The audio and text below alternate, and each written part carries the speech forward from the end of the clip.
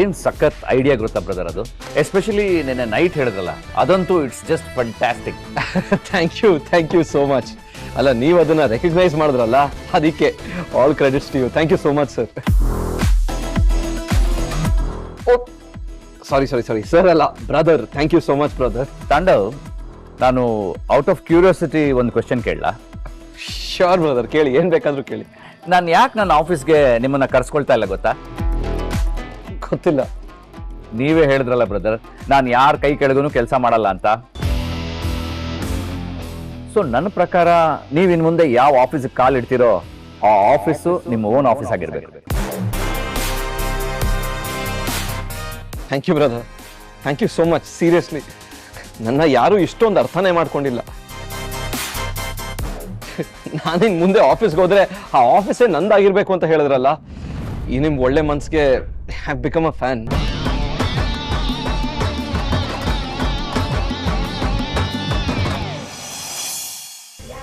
ಸರಿ ಭಾಗ್ಯ, ನಾವಿನ್ ಹೊರಡ್ತೀವಿ. ಅಲ್ಲ, ಹೇಗೂ ಇಷ್ಟೊತ್ತಾಯ್ತಲ್ಲ, ಊಟ ಮಾಡ್ಕೊಂಡೆ ಹೋಗಿ. ಇಲ್ಲ ಇನ್ನೊಂದ್ಸಲ ಬರ್ತೀವಿ. ಇವಾಗ ಕನಿಕಾ ಆಫೀಸಿಗೆ ಹೋಗ್ಬೇಕು, ಲೇಟ್ ಆಗುತ್ತೆ. ಭಾಗ್ಯ, ಏನೇ ಬೇಕಿದ್ರು ಸಂಕೋಚ ಪಟ್ಕೊಳ್ದೆ ಕೇಳು, ಸರಿನಾ? ಸರಿ. ಅದೇ ಒಂದ್ ನಿಮಿಷ, ಇನ್ನು ವೆನ್ಯೂ ಬಗ್ಗೆನೇ ಡಿಸೈಡ್ ಮಾಡಲ್ಲ, ಅದೇ ಇಂಪಾರ್ಟೆಂಟ್ ಅಲ್ವಾ? ಪ್ಲೀಸ್ ಚೆನ್ನಾಗಿರೋ ಜಾಗದಲ್ಲಿ ಮಾಡೋಣ, ಯಾವ್ದಾದ್ರು ಹಾಳ್ ಕೊಂಪೆನಲ್ಲಿ ಮಾಡೋದ್ ಬೇಡ. ನೋಡು ಕನಿಕಾ, ನಮ್ಗೆ ಎಲ್ಲಿ ಅನುಕೂಲ ಆಗುತ್ತೋ ಅಲ್ಲಿ ಮಾಡ್ಕೊಡ್ತೀವಿ. ಅದ್ ಹೇಗಾಗುತ್ತೆ ಕನಿಕಾ, ಅವ್ರು ಹೇಳ್ತಿದ್ದಾರೆ ತಾನೆ ಅನುಕೂಲಕ್ಕೆ ತಕ್ಕ ಹಾಗೆ ಮಾಡ್ಕೊಡ್ತೀವಿ ಅಂತ.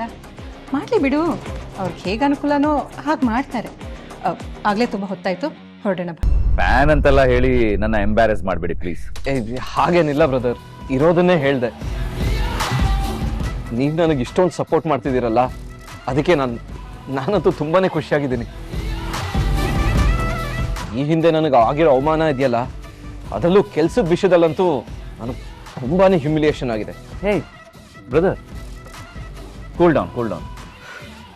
ಏನ್ ಮಾಡ್ಲಿ ಬ್ರದರ್, ಅದನ್ನ ನೆನ್ಸ್ಕೊಂಡ್ರೆ ನನಗೆ ಸಿಕ್ಕಾಪಟ್ಟೆ ಇರಿಟೇಷನ್ ಆಗತ್ತೆ.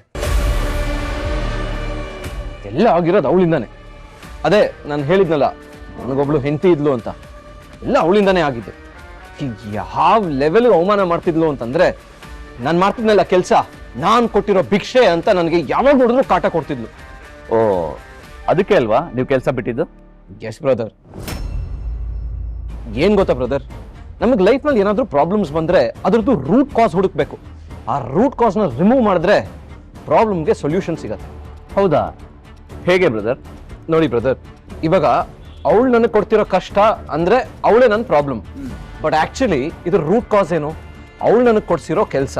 ವಿಚ್ ಮೀನ್ಸ್ ಈ ರೂಟ್ ಕಾಸ್ನ ರಿಮೂವ್ ಮಾಡಿಬಿಟ್ರೆ ಪ್ರಾಬ್ಲಮ್ ಸಾಲ್ವ್ ಆಗುತ್ತೆ.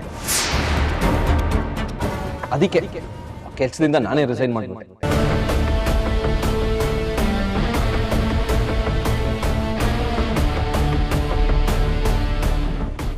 ಬ್ರದರ್ ಪ್ಲೀಸ್ ಅದನ್ನ ಇನ್ನೊಂದ್ಸತಿ ಹೇಳಿ. ಯಾಕೆ ಬ್ರದರ್, ಅದರಲ್ಲಿ ಏನಿದೆ ಅಂತ ಸ್ಪೆಷಲ್? ಪ್ಲೀಸ್ ಹೇಳಿ ಬ್ರದರ್. ಓಕೆ ಬ್ರದರ್, ಸಿ, ನಮ್ಗೇನಾದ್ರೂ ಪ್ರಾಬ್ಲಮ್ ಇದ್ರೆ ಆ ಪ್ರಾಬ್ಲಮ್ನ ರೂಟ್ ಕಾಸ್ ಹುಡುಕ್ಬೇಕು. ಅಂಡ್ ಆ ರೂಟ್ ಕಾಸ್ನ ರಿಮೂವ್ ಮಾಡಿಬಿಟ್ರೆ ಪ್ರಾಬ್ಲಮ್ಗೆ ಸೊಲ್ಯೂಷನ್ ಸಿಗತ್ತೆ. ವಾವ್ ಬ್ರದರ್, ಏನ್ ಸಖತ್ತಾಗಿರೋ ಮಾತು ಹೇಳಿದ್ರಿ.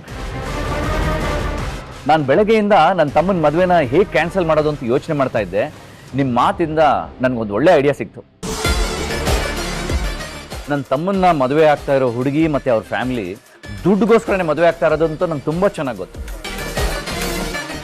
ಅದನ್ನ ನಮ್ಮ ಅಪ್ಪನ ಮುಂದೆ ಹೇಗೆ ಪ್ರೂವ್ ಮಾಡೋದು ಅಂತ ಗೊತ್ತಾಗ್ತಾ ಇರಲಿಲ್ಲ. ನಿಮ್ಮ ಮಾತಿಂದ I got a fabulous idea. Thank you brother, thank you so much. Brother, ನನಗೊಂದು ಇಂಪಾರ್ಟೆಂಟ್ ಕೆಲಸ ಇದೆ, ನಾನು ಆದಷ್ಟು ಬೇಗ ಹೋಗ್ಬೇಕು. ಇಫ್ ಯು ಡೋಂಟ್ ಮೈಂಡ್ ನಾನು ಹೋಗ್ಬೋದಾ? ಏನ್ ಬ್ರದರ್ ಈಗೆಲ್ಲ ಕೇಳ್ತೀರಾ? ಪ್ಲೀಸ್ ಹೋಗ್ಬಿಟ್ಟು ಬನ್ನಿ. Thank you so much. Take care. Bye bye.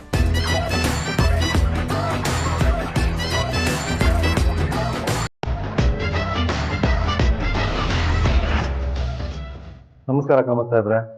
ನಮಸ್ಕಾರ ವಕೀಲ್ರೆ, ಕೂತ್ಕೊಳ್ಳಿ. ಕಾಫಿ ತಗೊಂಬರಮ್ಮ. ಹೇಗಿದ್ದೀರಿ? ನಾನ್ ಚೆನ್ನಾಗಿದ್ದೀನಿ, ನೀವ್ ಹೇಗಿದ್ದೀರಾ? ನಾನು ತುಂಬ ಚೆನ್ನಾಗಿದ್ದೀನಿ ನೋಡಿ.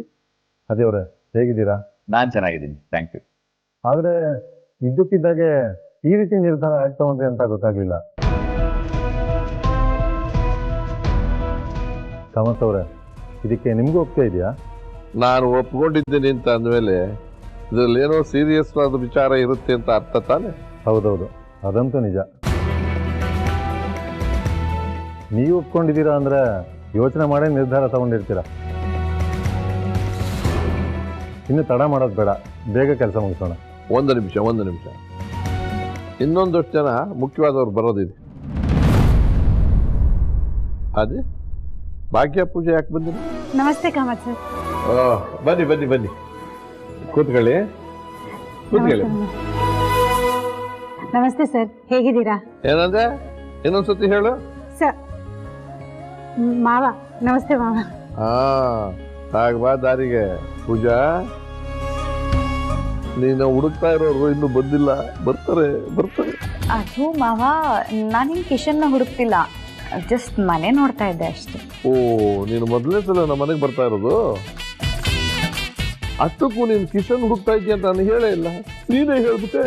ಇದೊಂಥರ ಕುಂಬಳಕಾಯಿ ಕಳ್ಳಿ ಅಂದ್ರೆ ಹೆಗಲ್ ಮುಟ್ಕೊಂಡು ನೋಡ್ಕೊಂಡ್ರಂತೆ, ಹಂಗಾಯ್ತು ನಿನ್ ಕಥೆ. ಯಾಕಮ್ಮ ಭಾಗ್ಯ, ಟೆನ್ಷನ್ ಅಲ್ಲಿ ಇದೆಯಾ? ಏನಾಯ್ತು? ಅದು ಮಾವ, ನೀವು ನಮ್ಮನ್ನೆಲ್ಲ ಯಾಕೆ ಬರಕ್ ಹೇಳಿದ್ರಿ ಅಂತ ಗೊತ್ತಾಗ್ಲಿಲ್ಲ. ದಯವಿಟ್ಟು ಮದುವೆ ಕ್ಯಾನ್ಸಲ್ ಅಂತ ಮಾತ್ರ ಹೇಳ್ಬೇಡಿ. ಅದು ನಾವಾಗಲೇ ಇನ್ವಿಟೇಷನ್ ಎಲ್ಲ ಪ್ರಿಂಟಿಗೆ ಕೊಟ್ಟಾಗಿದೆ. ವಿಷಯ ಅದಲ್ಲಮ್ಮ, ತಲೆ ಕೆಡ್ಸ್ಕೊಬೇಡ ನೀನು. ಕನಿಕಾ, ಕಿಶನ್ ಕರ್ಕೊಂಡ್ ಬಂದ ನೀನು. ಸರಿ ಡ್ಯಾಡ್. ಭಾಗ್ಯ, ಇದು ಸ್ವಲ್ಪ ಗಂಭೀರವಾದ ವಿಷಯ. ಇದನ್ನ ನಾನೇ ನಿರ್ಧಾರ ತಗೋಬೋದಾಗಿತ್ತು. ನಿಮ್ಮ ಬುದ್ಧ ಯಾಕೆ ಬರೋದಕ್ಕೆ ಹೇಳಿದೆ ಅಂದ್ರೆ, ಇನ್ನು ಮುಂದೆ ನೀವು ನನ್ನ ಬೀಗರಾಗೋರು, ಏನೇ ನಿರ್ಧಾರ ಆದ್ರೂ ಬೀಗರ ಮುಂದೆನೆ ಆಗ್ಲಿ ಅಂತ ಬರಕ್ಕೆ ಹೇಳಿದೆ. ಡೇಟ್ ಫಿಕ್ಸ್ ಆಗಿದೆ ಕಣೋ, ಆದಷ್ಟು ಬೇಗ ಕರಿತೀನಿ, ಮಿಸ್ ಮಾಡದೆ ಬರಬೇಕು.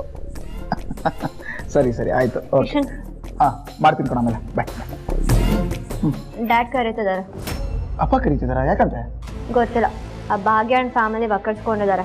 ಡ್ಯಾಡ ಬರಕ್ ಹೇಳಿದ್ರ, ಅವರು ಇದ್ದಾರೆ. ಏನು ಪೂಜಾ ಫ್ಯಾಮಿಲಿ ಎಲ್ಲ ಬಂದಿದ್ಯಾ? ಏನಕ್ಕಂತೆ? ನೀನು ಇದೇ ಥರ ನಾನು ಕ್ವೆಶನ್ ಮಾಡ್ತಿದ್ದೆ, ಅಲ್ಲ ಬರ್ತೀಯಾ? ಬಾ ಸುಮ್ಮನೆ. ಎಲ್ಲಮ್ಮ ಕಿಶನ್? ಬರ್ತಿದ್ದಾನೆ ಡ್ಯಾಡ್. ಓ ಕಿಶನ್ ಬಂದ್ಯಾ? ಬಾ. ಏನಾಯ್ತಪ್ಪ, ಏನಾದ್ರು ಸಮಸ್ಯೆನಾ? ಹಾಗೇನಿಲ್ಲಪ್ಪ, ಒಂದಷ್ಟು ನಿರ್ಧಾರ ತಗೊಳ್ಳೋದಿತ್ತು, ಅದಕ್ಕೆ ಬರ ಹೇಳಿದೆ. ಅದೇ ವಿಷಯಕ್ಕೆ ಸಂಬಂಧಪಟ್ಟ ಹಾಗೆ ಭಾಗ್ಯ ಮನೆಯವ್ರನ್ನು ಬರಕ್ಕೆ ಹೇಳಿದೆ. ಏನಪ್ಪ ನಿರ್ಧಾರ? ಎಲ್ಲನೂ ಗೊತ್ತಾಗುತ್ತೆ, ಯೋಚನೆ ಮಾಡಬೇಡ. ಒಂದು ವಿಷಯ ನೆನಪಿನಲ್ಲಿ ಇಟ್ಕೊಳ್ಳಿ, ನಾನು ಜೀವನದಲ್ಲಿ ತಗೋತಾ ಇರೋ ಮಹತ್ತರವಾದ ನಿರ್ಧಾರಗಳಲ್ಲಿ ಇದು ಒಂದು. ಇದನ್ನ ನಾನು ಮಾಡಾದ್ಮೇಲೆ ಯಾಕೆ ಮಾಡಿದೆ ಅನ್ನೋದಕ್ಕೆ ಸಾವಿರಾರು ಪ್ರಶ್ನೆಗಳು ಉಟ್ಕೋತಾರೆ. ನನಗೆ ಈ ಕ್ಷಣಕ್ಕೆ ಮಾಡಬೇಕು ಅನ್ನಿಸ್ತು, ಅದಕ್ಕೆ ಈ ನಿರ್ಧಾರ ತೆಗೆದುಕೊಂಡೆ. ನೀವು ಇಲ್ಲಿ ಓದಿ. ಸರಿ, ಈಗ ವಿಲ್ ಓದ್ತೀನಿ. ಎಲ್ಲರೂ ಸರಿಯಾಗಿ ಕೇಳಿಸ್ಕೊಳ್ಳಿ. ರಾಮದಾಸ್ ಕಾಮತ್ ಅನ್ನೋ ಹೆಸರಿನ ನಾನು ನನಗೆ ಸಂಬಂಧಪಟ್ಟಿರುವ ಆಫೀಸು, ಶಾಲಾ ಕಾಲೇಜುಗಳು, ಹೋಟೆಲುಗಳು ಮತ್ತು ಜಿಮ್ಮು ಇದನ್ನೆಲ್ಲ ನನ್ನ ಮಕ್ಕಳಾದ ಆದೀಶ್ವರ್ ಕಾಮತ್, ಮಹಿತಾ ಕಾಮತ್, ಕನ್ನಿಕಾ ಕಾಮತ್ ಮತ್ತು ನನ್ನ ತಂಗಿ ಮೀನಾಕ್ಷಿ ಕಾಮತ್ ಅವರಿಗೆ ಸಮನಾಗಿ ಹಂಚಿರುತ್ತೇನೆ. ಈ ಆಸ್ತಿಯಲ್ಲಿ ನನ್ನ ಮಗನಾದ ಕಿಶನ್ ಕಾಮತ್ರವರಿಗೆ ಮದುವೆ ನಂತರ ಕಿಂಚಿತ್ತೂ ಪಾಲು ನೀಡಲಾಗುವುದಿಲ್ಲ. ನನ್ನ ಎಲ್ಲ ಸ್ಥಿರ ಹಾಗೂ ಚರ ಆಸ್ತಿಯನ್ನು ನನ್ನ 3 ಮಕ್ಕಳು ಹಾಗೂ ನನ್ನ ತಂಗಿಗೆ ಸಮನಾಗಿ ಹಂಚಲಾಗಿದೆ. ಹಾಗಾಗಿ ಕಿಶನ್ ಕಾಮತ್ ನಮ್ಮ ಯಾವುದೇ ಆಸ್ತಿಗೆ ವಾರಸುದಾರನಾಗಿರುವುದಿಲ್ಲ. ಮಾವ, ಏನಿದೆಲ್ಲ? ಯಾಕೆ ಈ ಥರ ಎಲ್ಲ ಮಾಡ್ತಿದ್ದೀರಾ? ಅಲ್ಲ ಸರ್, ಇದ್ದಕ್ಕಿದ್ದಾಗೆ ಯಾಕೆ ಈ ಥರ ನಿರ್ಧಾರ ತಗೊಂಡ್ಬಿಟ್ರಿ?